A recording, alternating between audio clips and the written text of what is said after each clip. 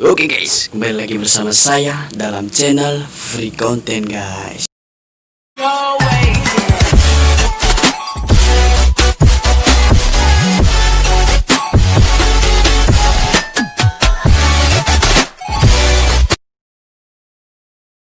Kali ini kita akan mereview sebuah film yang berjudul Miracle in Cell Number 7 yang menceritakan seorang ayah yang bernama Lee Young-gu atau Lee.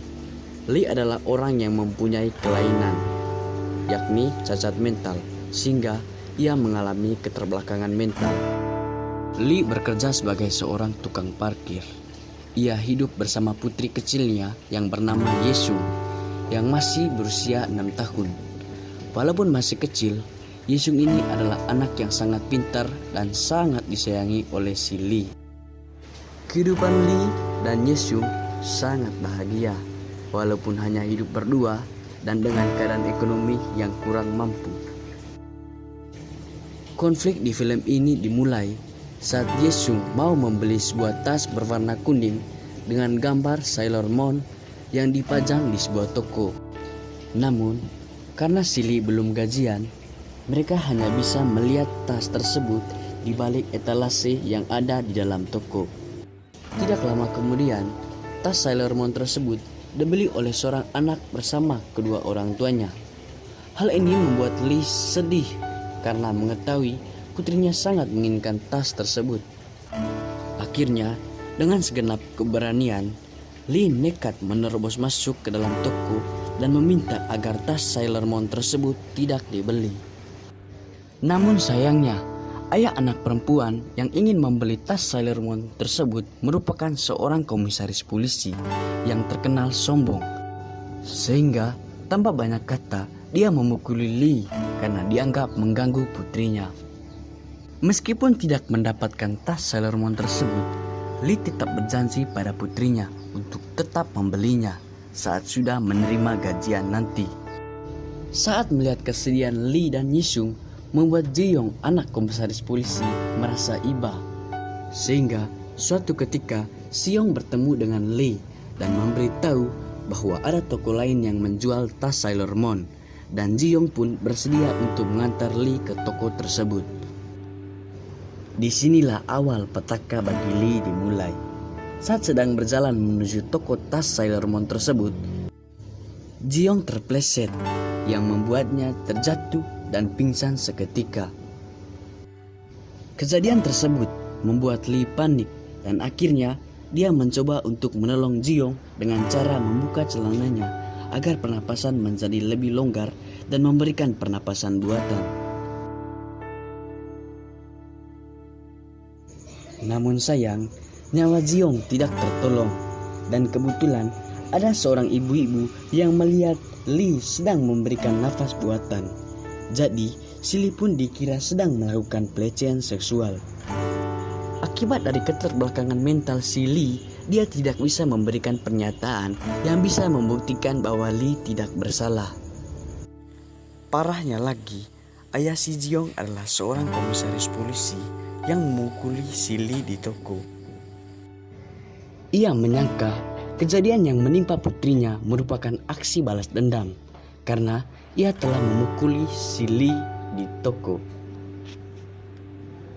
Lalu, Lee pun dibawa ke penjara dan mendapat pukulan dari teman-temannya karena dianggap narapidana paling hina yang mengantongi kasus pemerkosaan. Pada saat di penjara, Lee melihat salah satu narapidana yang mau melukai rekannya. Lee pun berlari dan menyelamatkannya. Setelah kejadian itu, rekan-rekannya mau membalas budi atas perbuatan Lee. Lee pun meminta agar dia bisa bertemu dengan putrinya. Akhirnya, rekan-rekan si Lee membawa Yesung ke penjara dengan cara memasukkan Yesung ke dalam sebuah dos yang didapatkan saat hari keagamaan bagi umat Kristen. Lalu, Lee pun senang bisa bertemu dengan putrinya. Ia bermain bersama dan bercanda tawa bersama teman-teman satu selnya. Pada suatu ketika, polisi mendengar suara anak-anak. Polisi pun curiga dan mendatangi sel tersebut.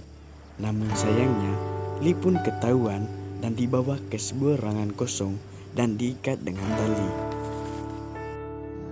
Pada saat itu, terjadilah sebuah kebakaran yang dilakukan oleh narapidana lainnya. Lee pun berusaha keluar dari ruangan itu. Pada saat Lee berjalan keluar, ia melihat kepala sipir terjebak di kobaran api. Lee pun menyelamatkan kepala sipir tersebut. Singkat cerita, kepala sipir yang selamat dari kobaran api ingin membalas budi kepada Lee dengan cara membawa Yesung ke dalam sel. Lee pun senang karena putrinya bisa bersamanya lagi. Seiring dengan berjalannya waktu, rekan-rekan Lee membantu Lee untuk siap dalam persidangan dengan mengatakan bahwa ia tidak bersalah. Sampailah saatnya Lee dibawa ke persidangan.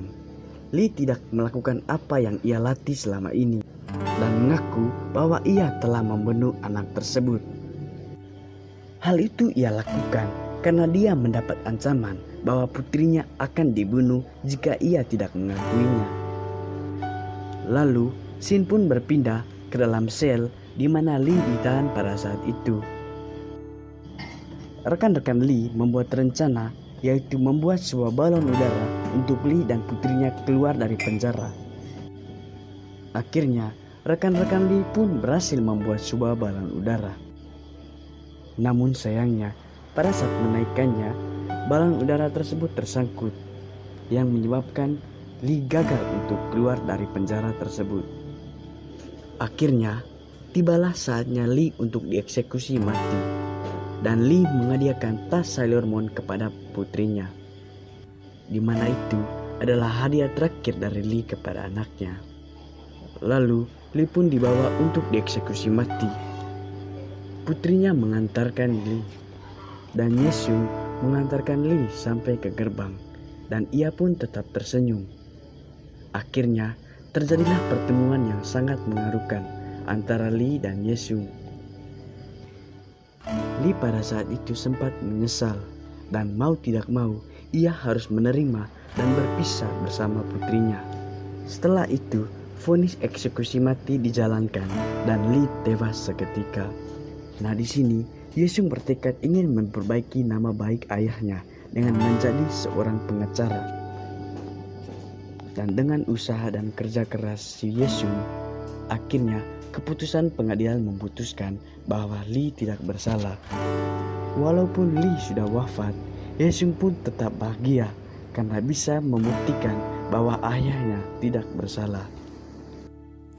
Film ini sangat banyak mengandung pesan moral, terutama perjuangan seorang ayah yang ingin membahagiakan putrinya. Jadi guys, jangan sia-siakan apa yang diperjuangkan seorang ayah. Di akhir kata, saya mohon kepada kita semua untuk jangan lupa support channel ini guys ya.